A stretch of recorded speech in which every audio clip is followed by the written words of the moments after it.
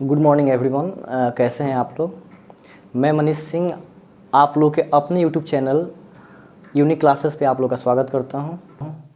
जैसा कि आप सब जानते हैं कि ये मेरा फर्स्ट वीडियो है इंग्लिश का, और इस वीडियो में मैं बेसिक ग्रामर के बारे में बताऊंगा जो कि ऑल एग्जामिनेशन के लिए, जैसे एयरफोर्स, नेवी, एसएससी, बैंकिंग और साथ ही साथ 11th-12th के लिए भी फ़ायदेमंद होगा।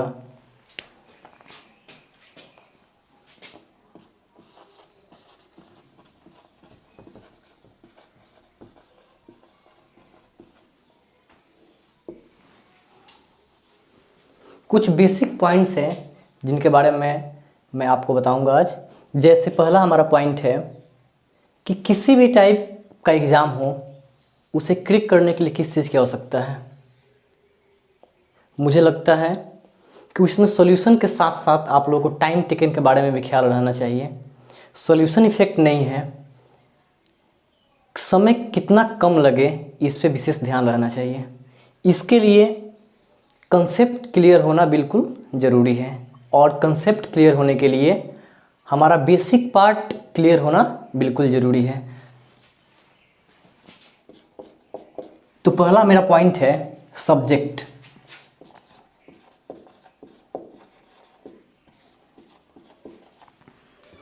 जैसा कि आप सब जानते हैं कि सब्जेक्ट क्या होता है।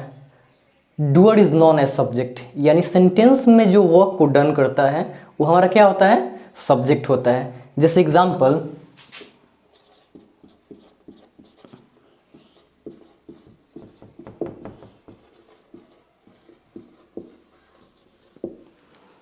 सी सिंग्स अ सॉन्ग, यानी इसमें सी क्या है, हमारा सब्जेक्ट है, क्योंकि गीत गाने का काम कौन कर रही है, सी, यानी ये क्या हुआ, हमारा सब्जेक्ट हुआ। एक चीज और, एक बात ध्यान में रखना है,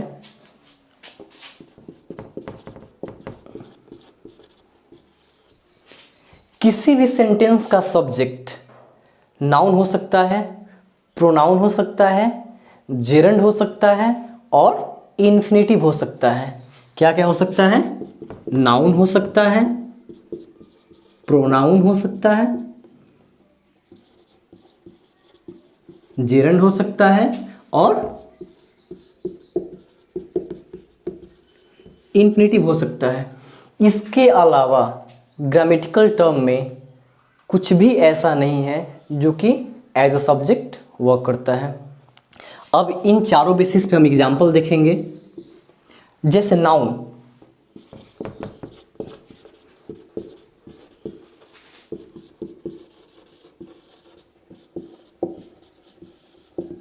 राम प्लेड क्रिकेट। जैसा कि आप लोग जानते हैं कि कोई भी नेमिंग वर्ड नाउन के अंतर्गत आता है, तो यहाँ पे राम क्या है, हमारा नेम है, इसलिए क्या है, हमारा नाउन है। अदर एग्जांपल देखते हैं। Same example, he played cricket, यानी ही क्या है, प्रोनाउन है। अगर कोई भी नाम यानी नेम मेल हो तो इंस्टेड ऑफ डैट उसके बदले प्रोनाउन क्या आता है, हमारा ही आता है। अगर नेम फीमेल हो तो उसके लिए प्रोनाउन सी आता है। ही प्लेड क्रिकेट, यानी यहाँ पे ही क्या है, सब्जेक्ट है, और किस फॉर्म में है, प्रोनाउन के फॉर्म में है। थर्ड हमारा है जेरंड। सबसे पहले जेरंड जान ले क्या होता है। कुछ बेसिक नॉलेज डीप में जब वर्ब पढ़ाएंगे तो उसमें हम जेरंड बताएंगे आप लोगों को। जेरंड यानी वर्ब प्लस आईएनजी, बट याद रखना है इसमें जो क्वालिटी होगा वो नाउन का होगा। जैसे एग्जांपल,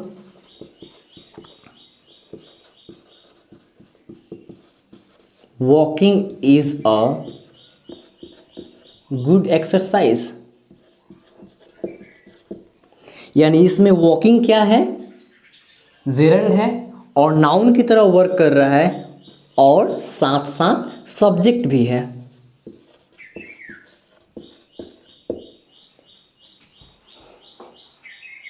हमारा इन्फिनेटिव, इन्फिनेटिव का मतलब होता है to plus main verb one, जैसे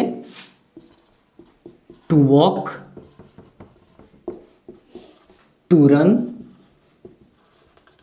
यूटीसी। सेम जिरंड की तरह इसका भी जो क्वालिटी होता है वो नाउन की तरह होता है। जैसे एग्जाम्पल,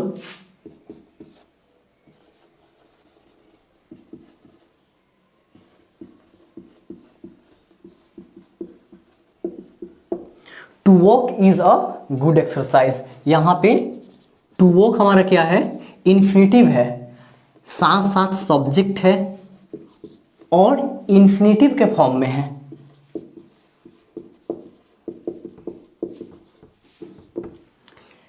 इसके बाद हम ऑब्जेक्ट के बारे में जिक्र करेंगे।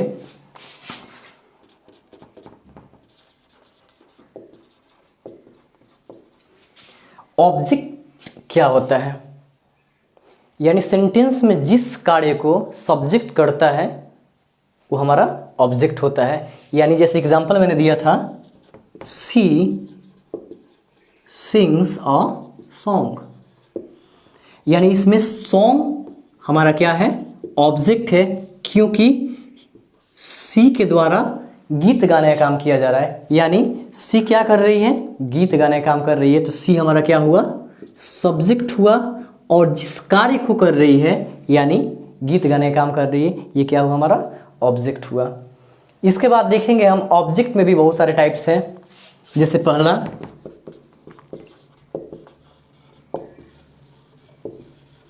डायरेक्ट ऑब्जेक्ट, जिसे डायरेक्ट ऑब्जेक्ट भी बोलते हैं हम। दूसरा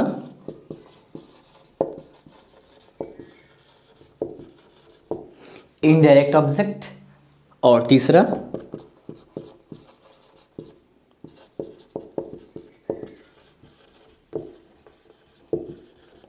प्रीपोजिशनल ऑब्जेक्ट। अब एक एक करके इसके बारे में जानेंगे। डायरेक्ट ऑब्जेक्ट क्या होता है, इनडायरेक्ट ऑब्जेक्ट क्या होता है, और प्रीपोजिशनल ऑब्जेक्ट क्या होता है। डायरेक्ट ऑब्जेक्ट वो होता है अगर सेंटेंस में सब्जेक्ट का डायरेक्ट फोकस जिस ऑब्जेक्ट पे होता है वो हमारा डायरेक्ट ऑब्जेक्ट होता है। जैसे I know I played cricket, यानी मैं क्रिकेट खेलता था। यानी इसमें आई का डायरेक्ट फोकस किस पे हो रहा है, क्रिकेट पे हो रहा है, यानी क्रिकेट क्या हुआ, हमारा डायरेक्ट ऑब्जेक्ट हुआ। इनडायरेक्ट ऑब्जेक्ट, अगर सेंटेंस में दो ऑब्जेक्ट एक साथ वर्क करता है, जैसे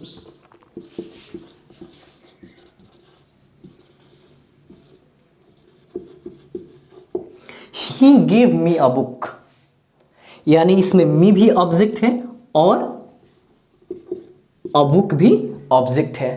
तो इसमें मुश्किल बढ़ जाता है कि कौन सा डायरेक्ट ऑब्जेक्ट है और कौन सा इनडायरेक्ट ऑब्जेक्ट है। तो सबसे पहले देखेंगे कि सब्जेक्ट का डायरेक्ट फोकस किस ऑब्जेक्ट पे है। यानी सब्जेक्ट का डायरेक्ट फोकस किस पे है, अ बुक पे है, यानी उसने मुझे एक किताब दिया। क्या दिया, किताब दिया। यानी अ बुक क्या हुआ, हमारा डायरेक्ट ऑब्जेक्ट हुआ। और किसे दिया, मी को दिया, मुझे दिया, यानी मी क्या हुआ, हमारा इनडायरेक्ट ऑब्जेक्ट हुआ। फिर लास्ट में प्रीपोजिशनल ऑब्जेक्ट। प्रीपोजिशनल ऑब्जेक्ट क्या होता है, जैसे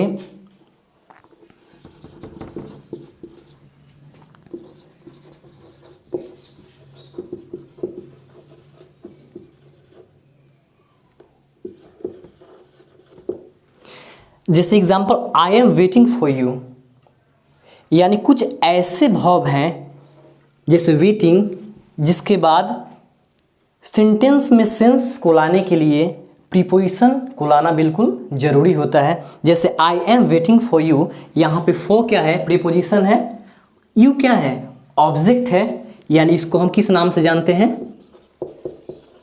प्रीपोजिशनल ऑब्जेक्ट। प्रीपोजिशनल ऑब्जेक्ट के नाम से हम जानते हैं। फिर से एक बार समझते हैं, अगर सेंटेंस में सब्जेक्ट का डायरेक्ट फोकस जिस ऑब्जेक्ट पे होता है वो हमारा क्या होता है, डायरेक्ट ऑब्जेक्ट होता है। और सेंटेंस में सब्जेक्ट का इनडायरेक्ट फोकस जिस ऑब्जेक्ट पे होता है वो इनडायरेक्ट ऑब्जेक्ट होता है। अगर सेंटेंस में मेन वर्ब के बाद प्रीपोजिशन का यूज़ किया गया हो, उसके बाद ऑब्जेक्ट का प्रयोग किया गया हो, तो उस ऑब्जेक्ट को हम प्रीपोजिशनल ऑब्जेक्ट कहते हैं। सब्जेक्ट और ऑब्जेक्ट के बाद एक और इम्पॉर्टेंट टॉपिक है हमारा complement.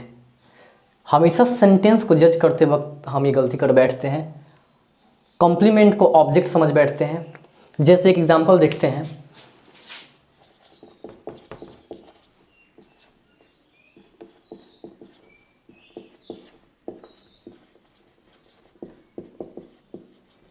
Sita is beautiful.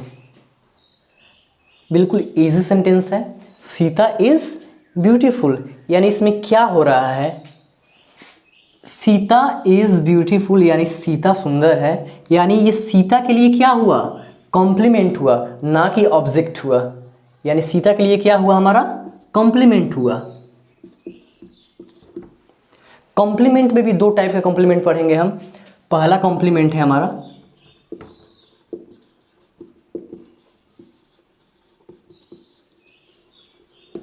Subjective complement और सेकंड है हमारा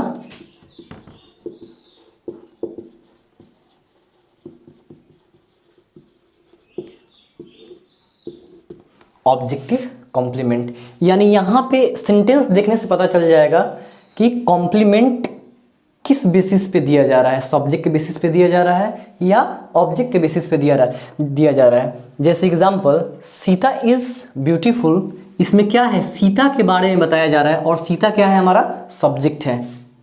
सीता इज ब्यूटीफुल, यानी ब्यूटीफुल जो है कॉम्प्लीमेंट किसके बारे में दिया जा रहा है, सीता के बारे में दिया जा रहा है और सीता क्या है, हमारा सब्जेक्ट। यानी ये कौन सा कॉम्प्लीमेंट है, इसको हम सब्जेक्टिव कॉम्प्लीमेंट के नाम से जानते हैं। सेकंड है हमारा ऑब्जेक्टिव कॉम्प्लीमेंट। यानी ऑब्जेक्टिव कॉम्प्लीमेंट क्या है, एक और एग्जांपल देखते हैं। He threw the ball hard on me। यानी क्या है, he threw the ball hard on me, यानी उसने बॉल फेंका, किस पे फेंका, मी यानी मुझ पे फेंका। और ये जो हार्ड है हमारा यानी जोर से, ये क्या है, हमारा कॉम्प्लीमेंट है। लेकिन अब ये देखना है कि किस बेसिस पे ये कॉम्प्लीमेंट वर्क कर रहा है, सब्जेक्ट के बेसिस पे या ऑब्जेक्ट के बेसिस पे। यानी he threw the ball hard on me, यानी हार्ड ऑन मी यानी कॉम्प्लीमेंट किस बेस पे वर्क कर रहा है, मी के बेस पे वर्क कर रहा है। यानी मी हमारा क्या है, ऑब्जेक्ट है, तो ये कॉम्प्लीमेंट किसके अंतर्गत आएगा, ऑब्जेक्टिव कॉम्प्लीमेंट के अंतर्गत आएगा। फिर से एक बार समझते हैं, सब्जेक्टिव कॉम्प्लीमेंट क्या है, यानी सेंटेंस में अगर कॉम्प्लीमेंट वर्क कर रहा है और वो सब्जेक्ट के बेस पे वर्क कर रहा है, तो हम उस कॉम्प्लीमेंट को सब्जेक्टिव कॉम्प्लीमेंट के नाम से जानेंगे। और अगर सेंटेंस में कॉम्प्लीमेंट ऑब्जेक्ट के बेसिस पे वर्क कर रहा है, यानी ऑब्जेक्ट पे इसका विशेष फोकस है, तो उस कॉम्प्लीमेंट को हम ऑब्जेक्टिव कॉम्प्लीमेंट के नाम से जानेंगे। एक चीज़ और, ये तो फर्स्ट वीडियो है, line by line vocab, syno, anto, substitution, error detection, vocab, जितने भी हमारे फिलर्स, जितने भी हमारे एग्ज़ाम के लिए यूजुअल रूल्स होंगे और मटेरियल्स होंगे, उसके बारे में मैं एक एक करके आप लोगों को बिल्कुल बताऊंगा। Thank you.